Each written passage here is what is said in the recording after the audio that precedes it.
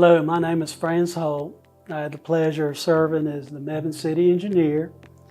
Today, this is the second installment of our video series on our 2024 Long Range Utility Plan update, which was presented to Council in July. Today, we're going to focus on water needs. We'll review our future water demands, our raw water supply, which is the Graham-Mebane Lake, the Graham-Mebane Water Treatment Plant, and Mebane's water distribution system. Our future water demand is projected on average daily water use. Currently, we use about 2.1 million gallons a day. That'll double by 2050 to 4 million gallons a day, and with a future projection in 2070 of 5.2 million gallons a day. Annually, we submit a local water system plan update, which requires us to fill out our use projected to 2070. With future water demand, there should be an expectation of expansion of our water supply, our treatment plant, and distribution system. The uses are shown graphically, combined with Graham to the right, and then the raw water in red is the withdrawal from the lake. You can see it's a linear projection for both Graham and Mebane. The Graham-Mebane Lake is a 711-acre surface area with a 66 square mile watershed on Back Creek. We're out here at the Graham-Mebane Lake, holds 2.5 billion gallons. Future expansion can occur out here. The pump building to the right of me is where all the pumps are housed, and they can be increased in size and planned to be. And the main expansion of the plant will occur at the building with new filtration and chemical feeds, etc.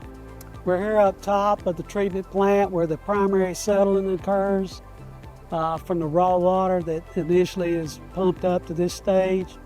It's followed by filtration, which occurs up towards the building there, and then to the left of us we have where the chemical feeds are provided to the water. We recently had a 50-year drought safe yield study done, and it showed that on a 20-year drought, our safe yield was 11.3 million gallons a day withdrawal, and for 50-year drought, 9.4 million gallons a day. We'll need to plan for future additional raw water supply when we reach 80% of the 50-year safe yield, which is 7.5 million gallons a day, with a projected demand exceeding supply in 2055. Graham-Mebane Water Treatment Plant has a design capacity of 12 million gallons a day. This was upgraded to that amount in 2003. We do have 6 million gallons of clear well water storage on site for emergency purposes. Planning for the water treatment plant expansion should begin with maximum daily use is 80% of the plant capacity, or 9.6 million gallons a day. That is Graham and Mebane combined. We could adopt or consider future water conservation measures in many drought years, which could defer the treatment plant expansion in future years, shown graphically below. As an alternative to expanding the raw water supply and water treatment plant expansion, the City of Graham has emergency connections with the City of Burlington. It is feasible for them to supply water to us with improvements made on Graham's system. As Burlington is a regional provider, buying water for them during many drought years and then in future years on a continual basis could delay or defer the plant expansion and water supply expansion for 10 or 20 years. Our distribution system is made up of water storage and transmission lines and pumping at the treatment plant. We do have 3 million gallons of clear well storage at the plant. We have a 300,000 gallon elevated storage tank on 11th Street. And we are completing a 1 million gallon elevated storage tank on 3rd Street Extension expected to be online in 2025. Total water storage of 4.3 million gallons should meet our requirement of half-day storage beyond the year 2050. Our water treatment plant pumping and transmission lines will need to be increased over time as demand increases. We need to meet domestic demand and fire demands, shown graphically to the right, what the improvement is and what year it should be anticipated to be installed. We do have a 10-year capital improvement plan. You see in magenta line improvements associated with different areas of looping the water system together.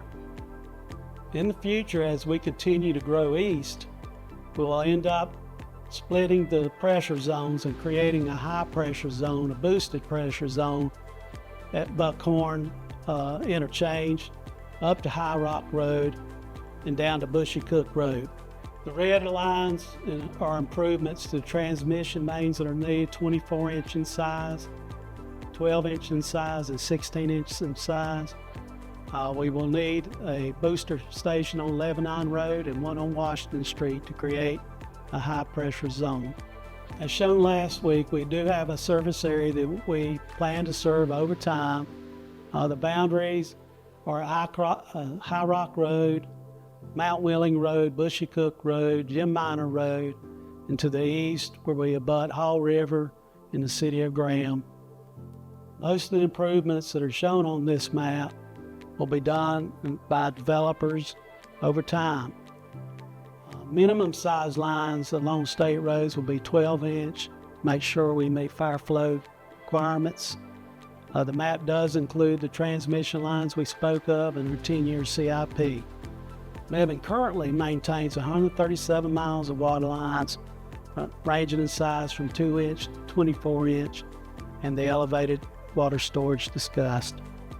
Action items include future study of the treatment plant being expanded and the Graham-Mebane Lake expansion. Both of those are studies that are going now.